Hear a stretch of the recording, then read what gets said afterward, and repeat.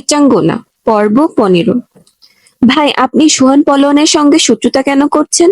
মানে কুত্তার লেজে পাড়া দিয়ে কামড় না খাওয়া অব্দি শান্ত হবেন না? 14টা ইনজেকশন খাওয়ার এতই শখ? ফারাজ ঠোঁট বাঁকিয়ে বলল, আসছে পলোয়ানের ওকালতি করতে। কয় টাকা সদকা দিয়েছে রে কুদ্দুসের আব্বা তোরে? অভ্র বিরক্ত মুখে বলল, এই নামে ডাকা কবে বন্ধ হবে? বারবার কেন মনে করিয়ে দেন আমার যে বিয়ে হয় নাই? না মানে যেখানে বিয়েটাই হলো না সেখানে বাপ হওয়ার তো বিলাসিতা, তাই নয় কি? ফারাজ বুকে হাত দিয়ে চোখ বুজে বলল, উফস কি কষ্ট রে মাইরি, দুঃখে আমার পেছন ব্যথা করছে। অভ্র ভ্রু কুচকালো, ভাই কষা নাকি? দূর হ সাওয়াল, আমার কষা হবে কেন? আমি লিটারে লিটারে মদ গিলি, তবে দেখিস সিঙ্গেল থাকার কষ্ট যেন তোর আবার কষা না হয়ে যায়। Be careful. তোর কষা হয়ে গেলে তো তুই আমার থেকে আবার বাথরুমকে বেশি সময় দিবি। না বাবা, আমার থেকে অন্য কিছুকে বেশি সময় দেওয়া আমি একদম মানতে পারবো না। এসবে আমার মেজাজ খারাপ হয়।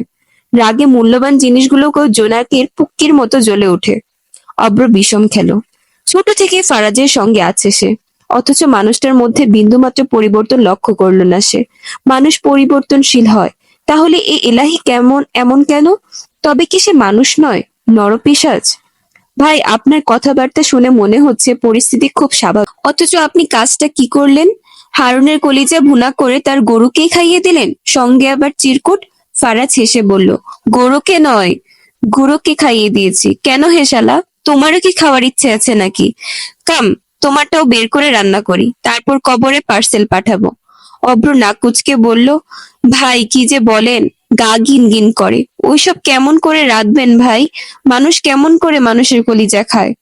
আমাকে দেখতে কি তোর আব্বা মনে হয়? মানুষের কলিজা কেন রান্না করব? বাজার থেকে গরুটা কিনেই রান্না করেছি। ওই কালা দামড়া কি এত সব বুঝবে? ও তো নিশ্চিত হারুনের কলিজা ভাবে বমি করছে। ওরে একটু ভয় দেখালাম, যতদিন আমাকে সে ভয় পাবে ততদিন জিন্দা থাকতে পারবে। ভাই, ফারাজ তখন বাগানের দোলনায় বসে উইস্কির বোতলে চুমুক দিচ্ছিল এবং সিগারেটের টান বসাচ্ছিল।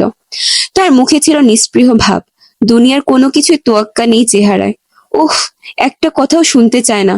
ধোয়ার কুণ্ডলি ছড়িয়ে বলল, কিন্তু ভাই আমি কি বলি একটু শুনেন তো আগে। হাসান আর ফারুকের লাশের কথা বলবি তাই না? সেটাই ভাই। কে তাদের মেরে পুকুরে ভাসিয়ে দিল? কার কাজ এটা? কারণ আমরা তো কিচ্ছু করি নাই। বাড়ির মধ্যে ঢুকে খুন করা হয়েছে, বুঝতে পারছেন? ফারাজ নিঃশব্দে এক মুহূর্ত বসে থাকলো, তারপর বোতলটা পাশে রেখে গভীর দৃষ্টি মেলে তাকালো সামনের দিকে। না বোঝার কি আছে, এই বিষয় নিয়ে আমি আর কিচ্ছু শুনতে চাই না, কিচ্ছু না। সে ধীর পায়ে উঠে দাঁড়ালো। কয়েক মুহূর্ত আগেই সেই নিশ্চিত উজ্জ্বলতা কোথাও যেন মিলিয়ে গেছে। গেলাম আমি। দুপুরে একটা কড়া ঘুম দিয়ে সন্ধ্যার দিকে উঠবো। ততক্ষণ পর্যন্ত তুমি ছাওয়াল মুড়ি খাও। চিত্রা দুপুরের পর থেকে ঘরের এক কোণে নিস্তব্ধ হয়ে বসে আছে। সকাল থেকে বাড়ির পরিবেশ থমথমে। ভোরে বাড়ির পুরুষেরা ফিরে আসার পরই খুনের খবর জানতে পারে। তারপর কারোর চোখে ঘুম নেই, মনে অজানা শঙ্কা। দুপুরে বাড়ির পুরুষেরা একসঙ্গে খেয়েছে, ফারাজও খেয়েছে, কিন্তু চিত্রাকে আজ সে নিজের সঙ্গে টেবিলে বসাতে পারেনি। আজ প্রথমবারের মতো চিত্রা জুনায়েদ এলাহির সঙ্গে কথা বলছে। স্ত্রী মারা যাওয়ার পর তিনি আর বিয়ে করেননি, নিজে ছেলে মেয়েদের মানুষ করেছেন। চিত্রা আজ জোহানকেও লক্ষ্য করছে, চঞ্চল প্রাণবন্ত, সহজে মিশতে মানুষের সঙ্গে মেশার গুণ আছে, একেবারে তার বোনের বিপরীত। তবে এই পরিবারের মানুষগুলোকে বুঝতে চিত্রার বেশ কষ্ট হচ্ছে। কি অদ্ভুত এক সম্পর্ক এদের মধ্যে। একই ছাদের নিচে থাকলেও কেউ কারোর সঙ্গে তেমন মেশে না, কথাও বলে না। খাবার সময় কখনো সবাই একসঙ্গে থাকে, কখনো বা কেউ কাউকে দেখেও না। রুমানা বেগমও বিচিত্র রকম চরিত্রের। রান্নার সময় ছাড়া তাকে বাইরে দেখা যায় না। রান্না শেষ হলে খেয়ে নিয়ে নিঃশব্দে নিজের ঘরে ঢুকে যান, প্রয়োজন না হলে বেরো হন না। চিত্রা ভাবলো, এই যে সে নিজের সব ছেড়ে নতুন জীবনে প্রবেশ করলো, কেউ কি একবারও জানতে চেয়েছে তার অতীত, তার পরিবার কেমন ছিল, কোথায় ছিল তার শৈশব? শ্বশুর শাশুড়ির তো অন্তত এই প্রশ্নগুলো করা উচিত ছিল। তাদের আদরের ছেলে যে তাকে তুলে এনে বিয়ে করেছে সেটা তারা জানে তো? ফারাজ যদি সেদিন তাকে তুলে না নিয়ে আসতো তাহলে কি হতো? সে বৃদ্ধ লোকটার হাতে কি তার জীবনটা সঁপে দিতে হতো? ভাবতেই চিত্রার গা গলিয়ে উঠল। আর শোকের কথা ভাবতেই তো চায় না। বিশ্বাসঘাতকদের জন্য তার মনে একটুও জায়গা নেই, যত কাছেরই হোক না কেন। চিত্রার ঠোঁটে এক ব্যঙ্গাত্মক হাসি ফুটল। বিশ্বাসঘাতক কি কখনো পর হয়? না, আমরা যাদের সবচেয়ে বেশি বিশ্বাস করি, ভালোবাসি, তারাই একদিন আমাদের পিঠে ছুরিঘাত করে। প্রকৃত বিশ্বাসঘাতক তারাই।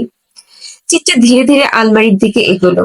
আলমারি সহ এই ঘরের প্রতিটি চাবি ফারাজ তার হাতে তুলে দিয়ে বলেছিল, নাও, আজ থেকে সব তোমার, এমনকি আমিও।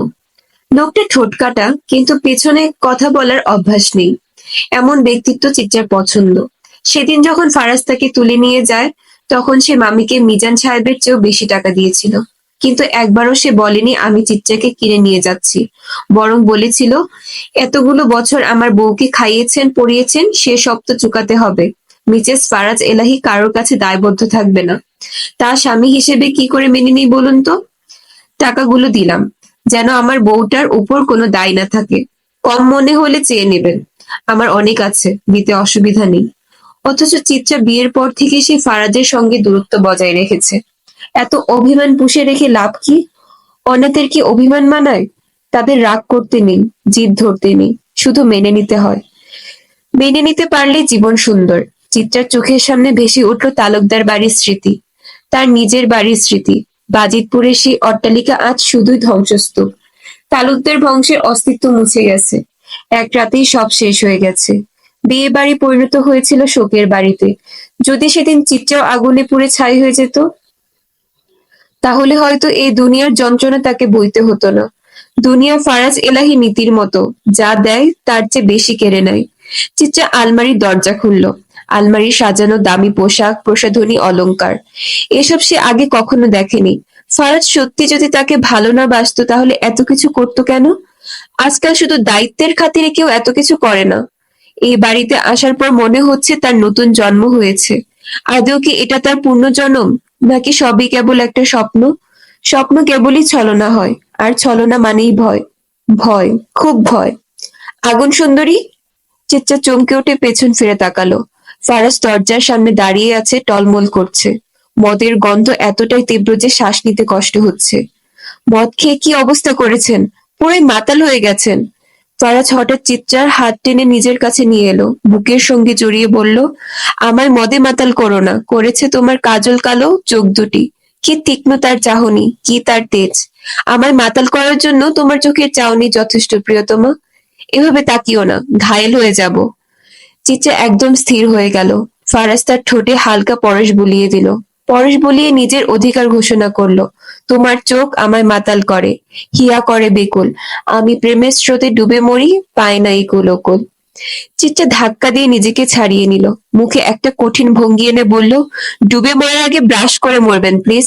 পারলে গায়ে একটু পারফিউম লাগাবেন। মদের গন্ধে তো আপনার প্রেম প্যান্টের ফুটো দিয়ে পালাবে। ফারাজ কিছুক্ষণ হতবাক হয়ে চিত্রের দিকে তাকিয়ে থাকলো। তারপর দ্রুত নিজের নিচের দিকে তাকালো। কই, চেন তো লাগানোই আছে। তাহলে বউ তার ফুটো কই পেল? মিরু আয়নার সামনে দাঁড়িয়ে লিপস্টিক ঘষছে ঠোঁটে। গাঢ় মেরুন রং, ফারাজ ভাইয়ের পছন্দের রং। আজ সে মেরুন রঙের কামিজও পরেছে।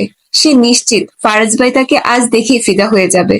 হঠাৎ চিত্রের কথা মাথায় আসে। নাক কুচকায় মিরু। ঝামেলাটা দমকা হাওয়ার মতো তার ফারাজ ভাইকে কেড়ে নিয়েছে। যে করেই হোক, ফারাজ ভাইকে পটাতেই হবে। ফারাজ একবার পটে গেলে মিরু তাকে বিয়ে করে নেবে। তারপর চিত্রাকে এমনিতেই চাল চাটিয়ে বাড়ি ছাড়া করবে। নীরব নিঃশ্বাস ছাড়লো। কি সব বকছে সে? মাথায় নির্ঘাত গ্যাস্ট্রিক হয়েছে। আয় হায়, গ্যাস্ট্রিক থেকে যদি আলসার হয়ে যায়, আর তারপর যদি নীরু মারা যায়, তখন ফারাজ ভাইকে বিয়ে করবে কেমন করে? না, প্ল্যান করতে হবে ঠান্ডা মাথায়। নীরু ঘড়ির দিকে তাকায়। সন্ধ্যা 7টা বাজতে এখনো 2 মিনিট বাকি। জলদি নীরু টিভি ছাড়লো। রিমোট টিপে স্টার জলসা বের করলো। একটু পর তার পছন্দের নাটক শুরু হবে। কিছুতেই মিস করা যাবে না। নাটক দেখে বুদ্ধি নিয়ে ঠান্ডা মাথায় চিত্রাকে বাস দিতে হবে। নীরুর পাশের রুমটা জোহানের। এই বাড়িতে যদি কারোর রুম সবসময় অগোছালো থাকে, তবে সেটা একমাত্র জোহানের। একটা বেপরোয়া ছেলে। ইচ্ছে করে পড়াশোনা শেষ করেনি। শ্যামবরণ, লম্বাটে গড়ন, উস্কো খুস্কো চুল। একটা গিটার আছে তার। বিকেল হলেই সেটা নিয়ে বেরিয়ে পড়ে বন্ধুদের সঙ্গে।